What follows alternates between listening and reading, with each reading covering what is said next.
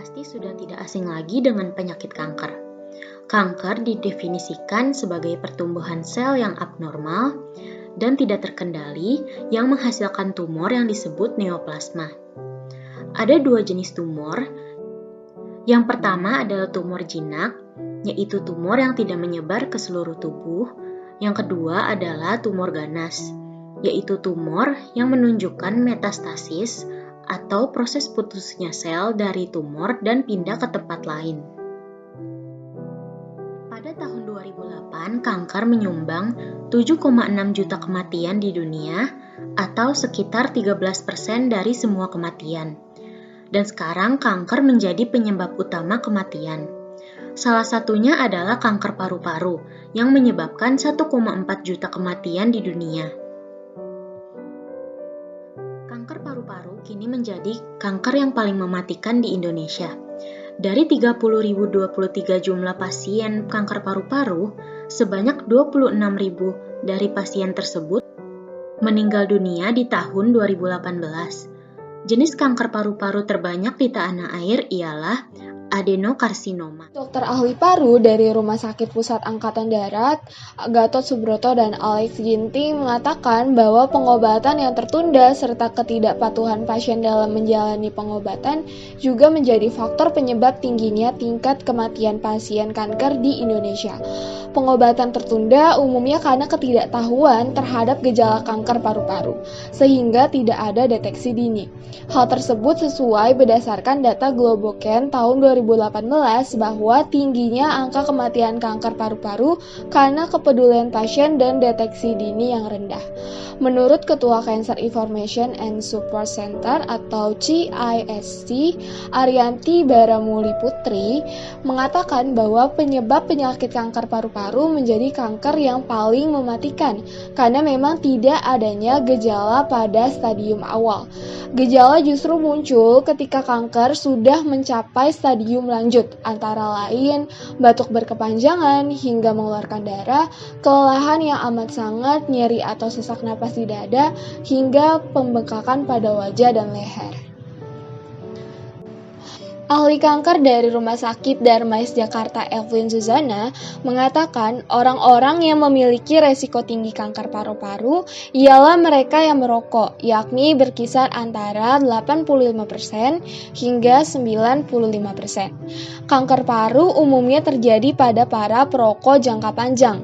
Faktor lain yang menjadikan penyebab kanker paru-paru yakni karsinogen seperti zat kimia, virus, hormon, dan iritasi kronis. Selain itu, adanya faktor genetis atau riwayat kanker dalam keluarga. Selain perokok, yang memiliki resiko tinggi terkena kanker paru ialah ibu rumah tangga yang kerap terkena asap dari pembakaran saat memasak di dapur. Asap pembakaran dari kompor dan masakan menurutnya dapat bersifat karsinogen atau menyebabkan kanker. Resiko akan semakin tinggi apabila kondisi dapur tidak sehat, yakni sempit dan tidak memiliki ventilasi udara. Dilihat dari jenis kelamin penderita, di Indonesia kanker paru-paru lebih banyak ditemukan pada laki-laki bila dibandingkan dengan perempuan, yakni mencapai 65% berbanding 35%. Namun, angka kematian pada keduanya sama-sama tinggi, yakni mencapai 88%. Tingginya angka kematian itulah yang menjadikan kanker paru-paru sebagai kanker yang paling mematikan. Tahukah kamu bahwa psikologi, lebih spesifiknya faktor psikososial, dapat berperan sebagai penyebab kanker? Yang pertama adalah faktor perilaku. 75% dari semua kanker terkait dengan perilaku seperti merokok, pola makan yang buruk, alkohol, dan perilaku seksual. Yang kedua adalah stres. Jika stresor dapat dikendalikan, ada penurunan tingkat perkembangan tumor. Namun, jika stresor dianggap tidak terkendali, dapat mengakibatkan peningkatan perkembangan tumor. Ini menunjukkan peran stres dalam inisiasi kanker. Yang ketiga adalah life events.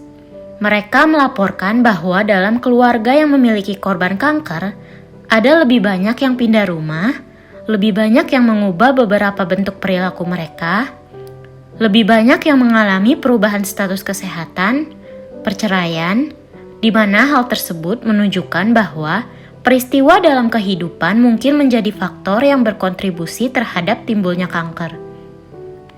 Yang keempat adalah kontrol. Kontrol atas stres dan kontrol atas faktor lingkungan berkaitan dengan peningkatan timbulnya kanker. Yang kelima adalah coping style.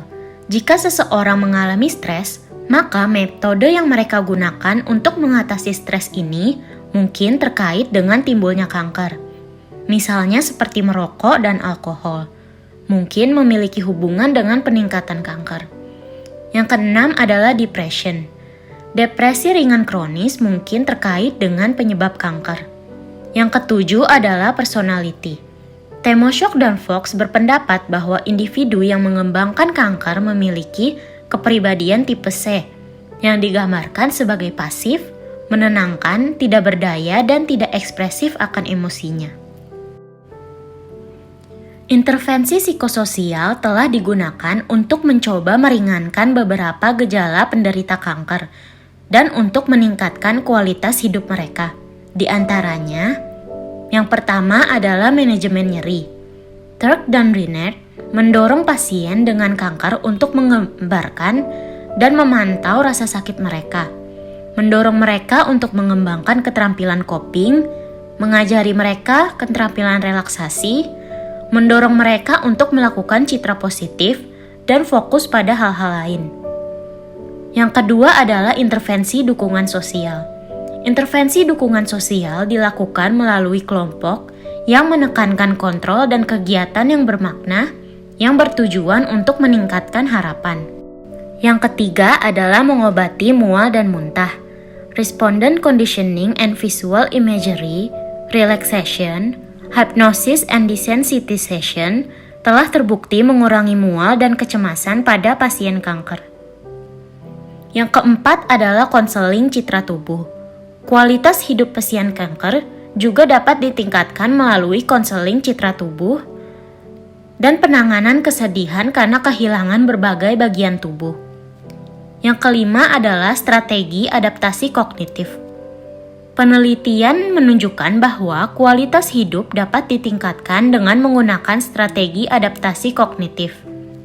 Taylor menggunakan strategi tersebut untuk meningkatkan harga diri pasien, kemampuan mereka untuk dekat dengan orang lain, dan memaknai hidup mereka.